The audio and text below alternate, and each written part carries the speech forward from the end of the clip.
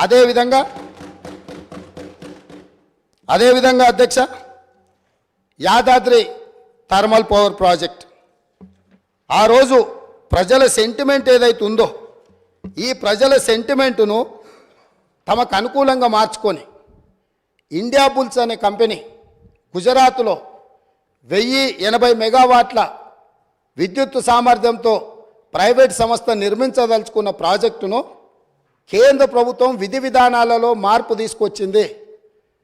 Pollution ఎన్విరాన్మెంట్ను రక్షించడానికి 2011-12లోనే ప్రభుత్వం విధానాలు తీసుకొచ్చి సబ్ క్రిటికల్ అనే టెక్నాలజీతో నిర్మించిన ప్రాజెక్టులను అన్నింటిని కూడా మూసేసి సూపర్ క్రిటికల్ టెక్నాలజీకి మీరు మారండి, భవిష్యత్తులో నిర్మించబోయే ప్రాజెక్టులు ఏవైతే ఉన్నాయో ఆ ప్రాజెక్టులను కూడా సూపర్ క్రిటికల్ టెక్నాలజీతో నిర్మించమని చెప్పి విస్పష్టంగా కేంద్ర ప్రభుత్వం ఆనాడు ఆదేశాలు ఇచ్చింది రాష్ట్ర ప్రభుత్వాలకు, అదేవిధంగా ప్రైవేట్ కంపెనీలకు.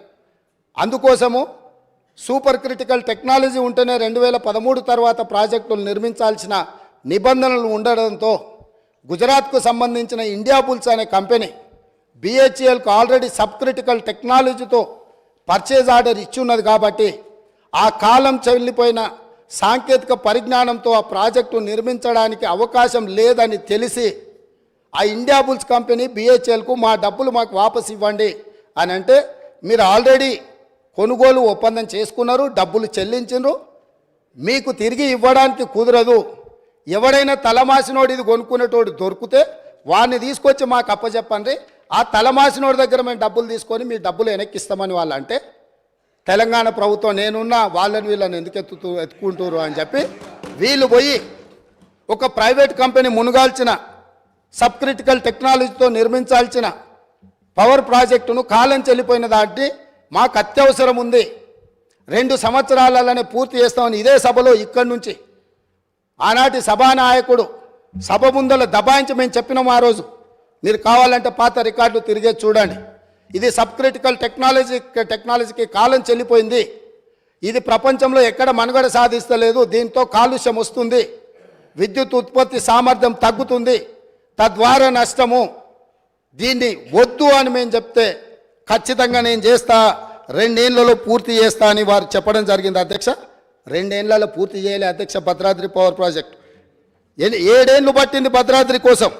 7 ఏళ్లలో 4 × 270 1080 మెగావాట్స్, 2 సంవత్సరాలలో 6,75,00,000 ప్రతి మెగావాట్కు ఖర్చు పెట్టి ప్రాజెక్టు నిర్మిస్తామని ఒప్పందం చేసి ఈ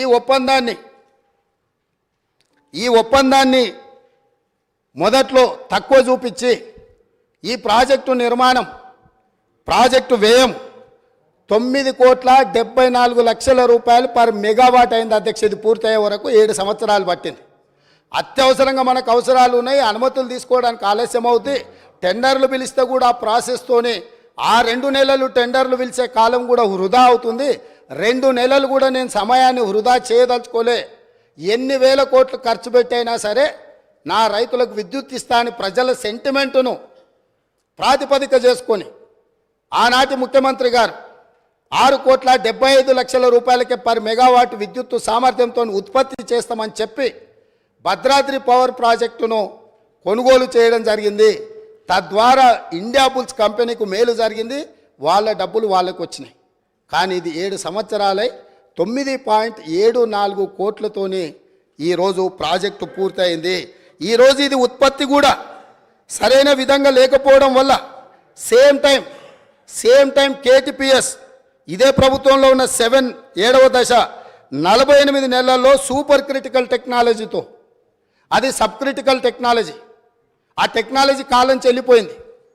మామూలుగా కంప్యూటర్లు లేకపోతే పాతకాలం నోకియా ఫోన్లు కాలం చెల్లిపోయినాక మనం బయట పడేస్తాం, ఎందుకు ఉపయోగం లేదు అని, మన పాత బట్టలు పడేసినట్టు.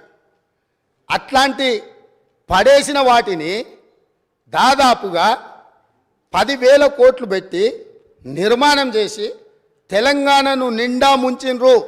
అదే సమయంలో KTPS 7th ఫేజ్ 48 నెలలల్లా సూపర్ క్రిటికల్ టెక్నాలజీతోని 8.01 కోట్ల రూపాయల ఖర్చుతో పర్ మెగావాట్ విద్యుత్తును ఉత్పత్తి చేసింది అధ్యక్ష. అంటే ఏ రకంగా ఇందులో వేల కోట్ల రూపాయల దోపిడీ జరిగిందో భద్రాద్రి పవర్ ప్రాజెక్టును కూడా ఈరోజు జ్యుడిషియల్ ఎంక్వైరీలో రెండో అంశంగా చేరుస్తున్నాం అధ్యక్ష. ఇక మూడవది